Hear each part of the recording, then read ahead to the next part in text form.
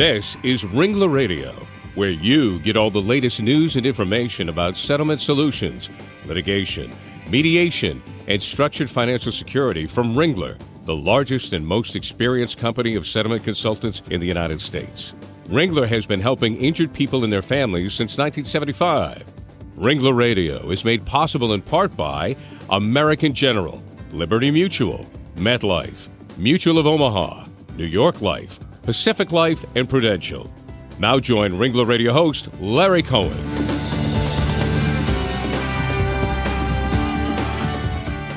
Welcome to Part 2 of the JurisPrudent Deferral Program. Today we'll be discussing how plaintiff attorneys can achieve better control over the timing of their income.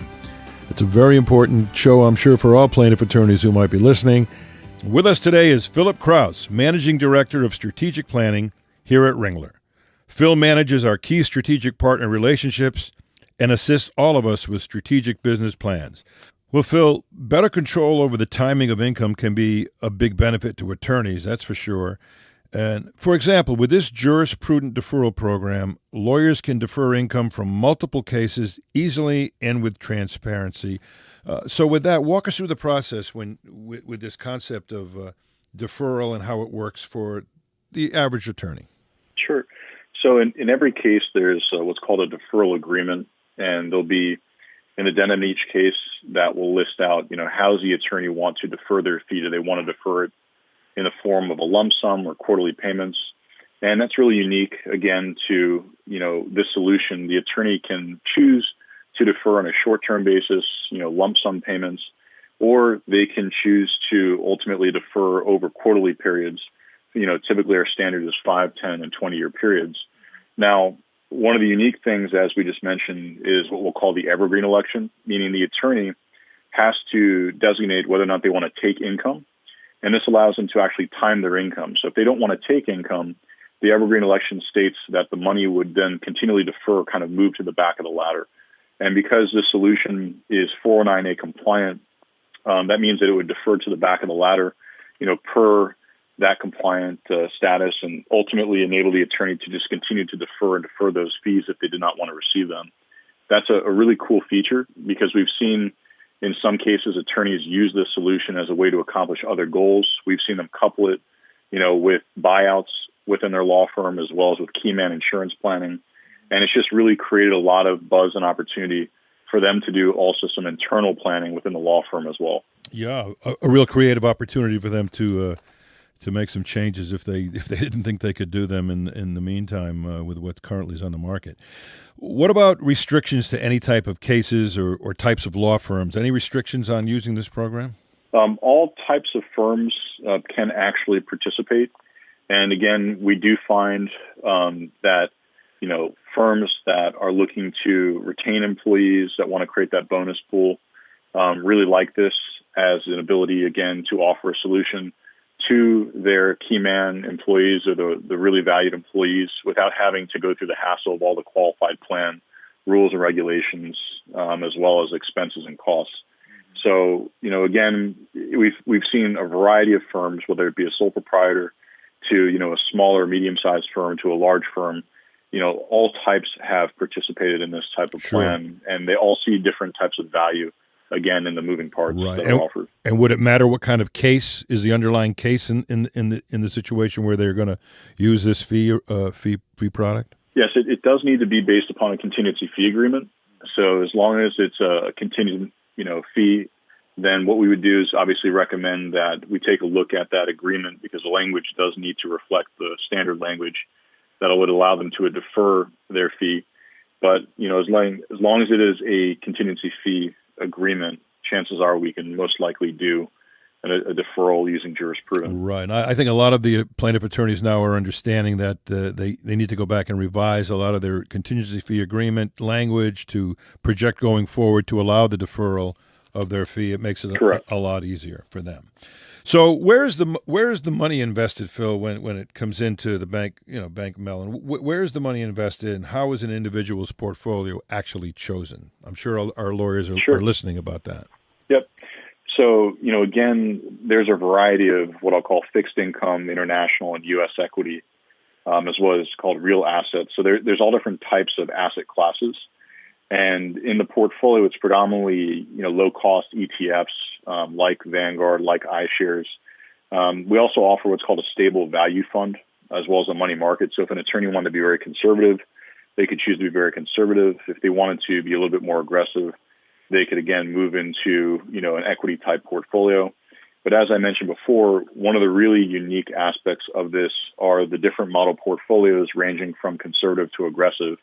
There's currently 5 of them. And with those models, the attorney can just choose a model that would essentially allocate their funds across all the different asset classes and essentially manage the portfolio for them. And they can make that change. They can move from different allocations, conservative, moderate to aggressive. They can do that on a monthly basis.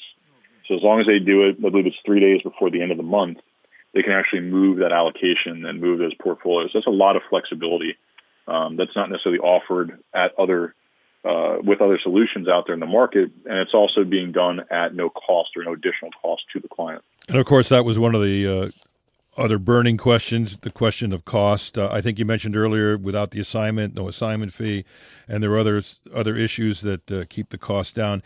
Give us some indication for the lawyers that are listening out there, what actually would be the cost moving forward? Is there any continuing costs that they would get? Yes. So again, it's really important to understand, again, no assignment fee. So there's no startup fee or setup fee or assignment fee, which is an initial savings of a couple of $1,000s, for each attorney in this case.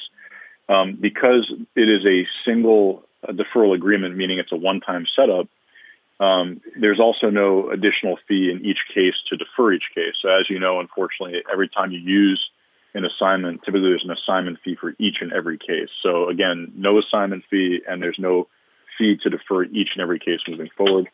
In terms of the administration fees, it's a 1% annual administration charge, and that is charged directly on the assets within the plan. And there are charges on each one of the individual investments, like the ETFs.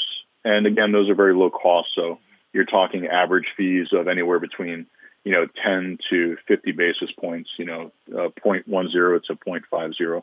So all in, when you're looking at the administration charge plus the cost of the investments, you're probably somewhere between 1.2 to 1.3, depending upon the portfolio that you choose, which, as we've looked at the marketplace with no assignment fee and an ongoing, charge of administration and the investments of probably less than 1.25, that is a very, very, efficient process and efficient model. Yeah, absolutely. That we understand is very difficult to repeat. So again, that's why we value the relationship with JurisPrudent. We think they've really built, what we'll call the better mousetrap. Yeah, I when you compare the fixed annuity product, which has no ongoing cost, those attorneys that are looking to participate in the market and gain that kind of leverage, I think the kind of cost you just talked about is very, very reasonable to get involved in that aspect of growth. So I think that's terrific. So it's been a great show, Phil. I think you've come up and explained the new program very, very well. If any of us, our listeners, had any questions for you, how would they reach you? Sure. Again, you can always reach me on email, which is just pkrause, PKRAUSE @ringlerassociates.com. Or the best place is probably at my office, 954-372-1071. And as you are well aware, Larry, I work in tandem with all of our associates. So chances are, if one of our associates speaks to a client about this, my role is really just to explain the ins and outs and help assist them and obviously moving forward. Well, you've been a big help to a lot of the associates that I've spoken to. So we look forward to a great relationship moving down the road with this new product. And I think a lot of the lawyers that are listening today have another choice, and that's always a good thing. So with that, I want to tell everyone out there that if you want to reach any Ringler associate, you can go to ringlerassociates.com, our great website, which explains a lot of these issues, including this product. And you'll also find a lot of the Ringler Radio shows on that website, along with going to ringlerradio.com, LegalTalkNetwork.com, or you can go to iTunes, where you can download and listen at your leisure. So with that, I want to say thank you, Phil, again, for giving us some insight into this new product. Definitely. I appreciate it. Thank you, Larry. And to all the rest of you out there, go have a great day. Bye-bye. When it's your interests at stake in a lawsuit settlement, you want only the best, most objective financial plan. You can count on Ringler Advisors to create a customized plan that meets the financial needs of you and your family for the future. Visit ringlerassociates.com to learn more. The views expressed by the participants of this program are their own and do not represent the views of, nor are they endorsed by, Legal Talk Network, its officers, directors, employees, agents, representatives, shareholders, and subsidiaries. None of the content should be considered legal advice. As always, consult a lawyer.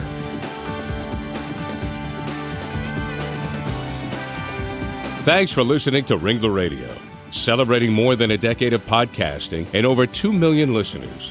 Think of Ringler, the objective settlement advisors with more than 140 consultants in 60 cities nationwide. Visit ringlerassociates.com today.